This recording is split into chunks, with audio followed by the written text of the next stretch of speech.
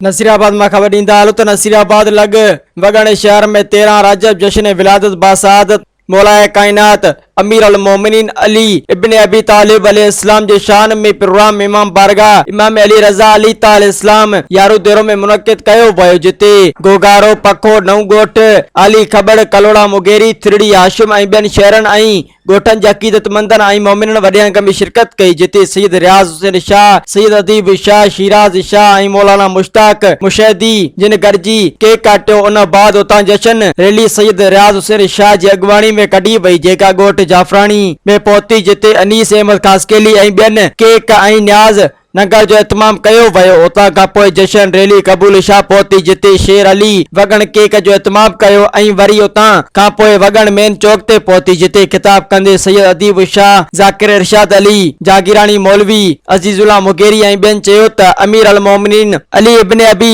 तालिब अलैहिस्सलाम जी आमद मोमिननि लाइ वॾी ईद आहे। नजब जो अमीर मोमिनन जो सहारो आहे सारी कायनात अमीर अल मोमिनीन अली अलैहिस्सलाम जी आमद जी खुशी मल्हाए रही है। Soomro 3D wallpaper and PVC panel shop दे रहा है सबसे अच्छी सर्विस, बेहतरीन क्वालिटी के आला मयार वॉलपेपर और सीलिंग खूबसूरत डिजाइन और कलर्स में दस्तयाब है। हर किस्म के PVC वॉलपेपर्स और सीलिंग लगवाने के लिए हमसे राब्ता करें। हैदराबाद, कासिमाबाद, लतीफाबाद, जामशोरो, मीरपुर खास और सिंध के मुख्तलिफ शहरों में सर्विस मौजूद है।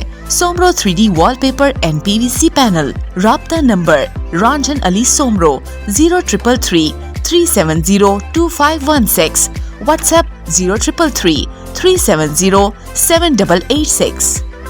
मज़ीद ख़बरनि ऐं तफ़सीलात लाइ विज़िट कयो असांजी वेबसाइट www.awamiNewsHD.com ऐं ॾिसंदा रहो अवामी न्यूज़ HD।